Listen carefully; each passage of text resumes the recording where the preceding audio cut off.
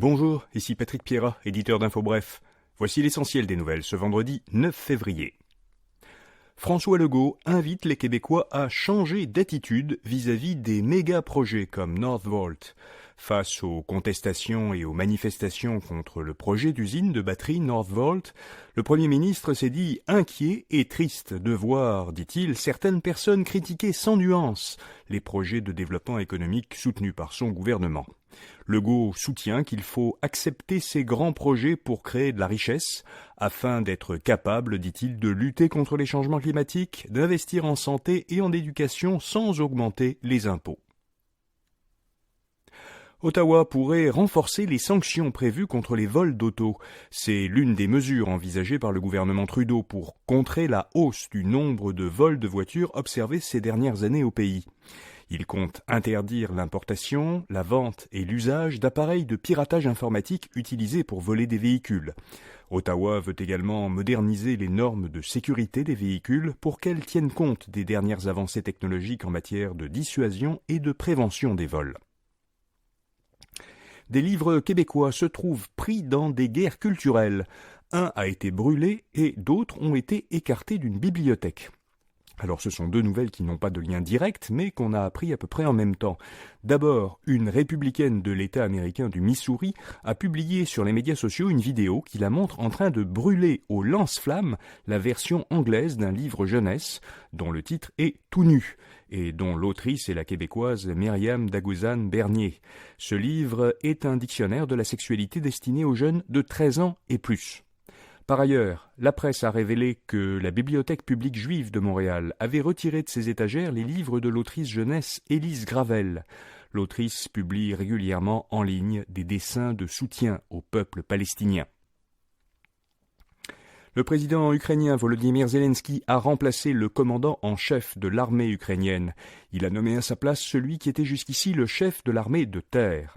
Le commandant sortant, un général populaire en Ukraine, dirigeait les troupes ukrainiennes depuis 2021. Volodymyr Zelensky a expliqué que, selon lui, des changements urgents étaient nécessaires pour assurer la victoire de son pays.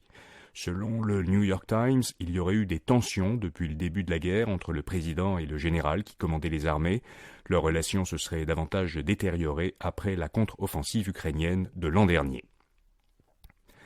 BCE, la société mère de Bell Canada, a annoncé sa plus importante restructuration depuis 30 ans. L'entreprise supprimera 4800 postes, soit l'équivalent de 9% de tous ses employés. Elle estime que cela lui fera économiser 250 millions de dollars par année.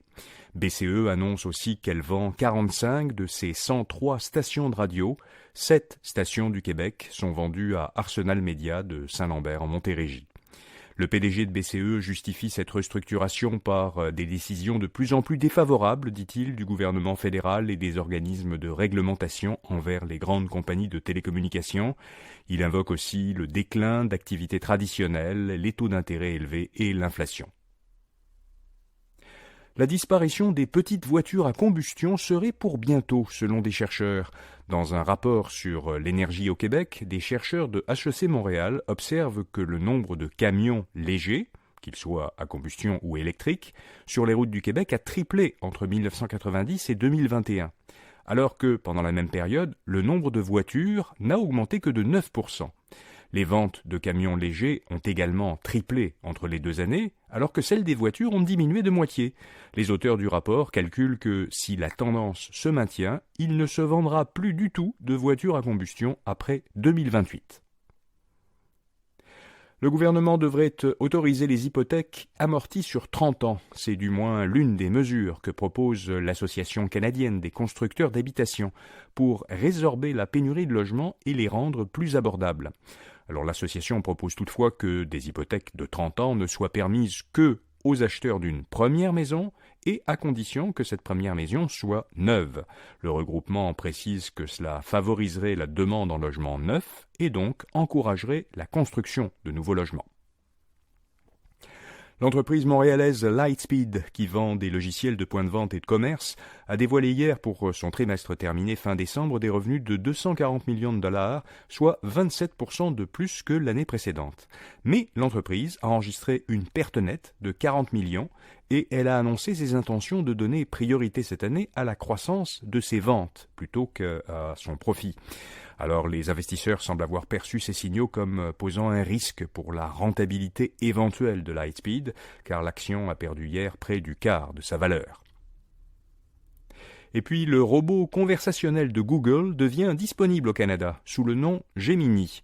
Environ 7 mois après avoir rendu disponible son robot conversationnel dans la plupart des autres pays du monde, Google permet depuis hier aux Canadiens de l'utiliser en français ou en anglais. Cette ouverture au marché canadien coïncide avec un changement de nom. Le robot, qui jusqu'ici s'appelait Bard, est rebaptisé Gemini, reprenant ainsi le nom du dernier modèle d'intelligence artificielle de Google, lancé en décembre. Vous trouverez d'autres informations sur le sujet et un lien vers Gemini à infobref.com. Voilà, vous savez l'essentiel.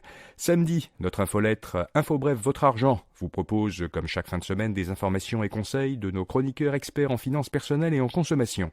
Cette semaine, Fabien Major dénonce 3 fausses bonnes idées pour préparer sa retraite.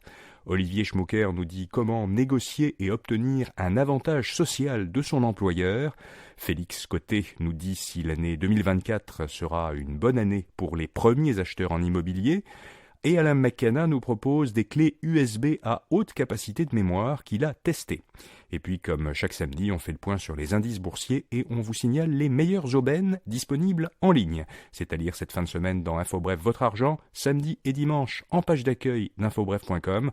Vous pouvez bien sûr vous abonner sur notre site à cette infolettre pour la recevoir gratuitement chaque samedi matin dans votre courriel. Bonne fin de semaine et à lundi.